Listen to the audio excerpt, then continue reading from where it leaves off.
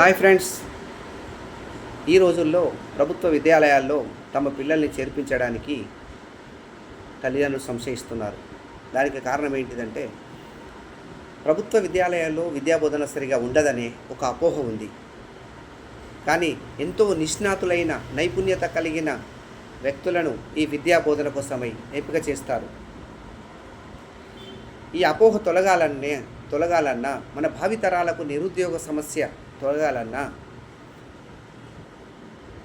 కనీసం ప్రభుత్వ ఉద్యోగస్తులైన తమ పిల్లల్ని ప్రభుత్వ విద్యాలయాల్లో చదివించడం వలన